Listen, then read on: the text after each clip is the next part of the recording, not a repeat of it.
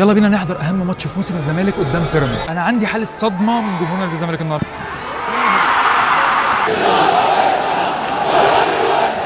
اول حاجه عايز اتكلم عليها اكيد هي جمهور الزمالك. انا عندي حاله صدمه من جمهور نادي الزمالك النهارده بصراحه. يعني لك ان تتخيل ان ده صوت جمهور الزمالك في الدقيقه 12 تقريبا من الشوط الاول. حاجه يعني بؤس. الصدمه بقى الاكبر ان ده صوت جمهور بيراميدز وعددهم وصوتهم اعلى من جمهور الزمالك الموجود الناحيه الثانيه في الثالثه يمين كلها.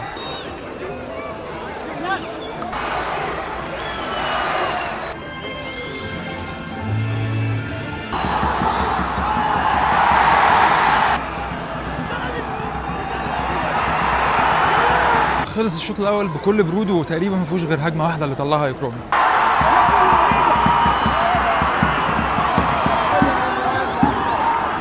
اول لبيراميدز مش محتاج قوي يعني.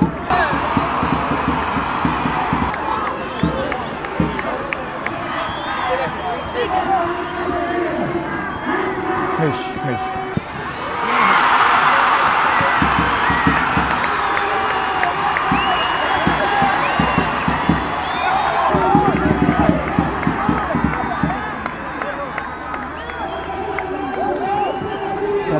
جمهور بيراميدز بيقول لك قاعدين ليه ما تقوم تروحوا.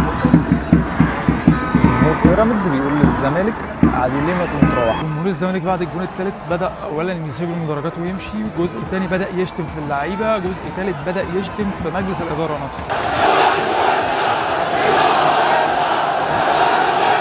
حوار بقى في الماتش ان زيزو كل ما يلمس الكرة او يجي كورنر او يعمل اي حاجه الجمهور ما بيسيبوش في حاله. جمهور الزمالك اللي بيشتمه. سامع اللي بيقول كده؟ جمهور الزمالك للعيبه الزمالك. سامع؟ الرقم ده بجد كتير على الزمالك، كتير على الزمالك قوي رقم زي كده في ماتش واحد. بسرعه نلحق اللعيبه وهي خارجه لان الجمهور مش هيحلها.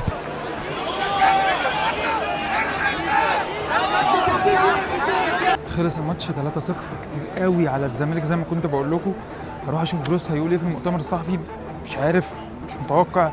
الزمالك الجمهور النهارده كله كان بيهاجم اللعيبه والاداره. ما استفدناش اي حاجه من الماتش ده غير التيشيرت الجامد ده.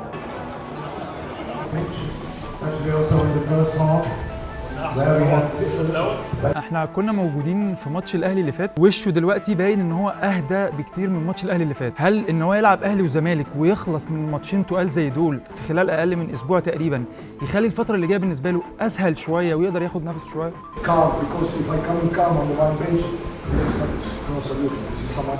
وبس كده الحمد لله.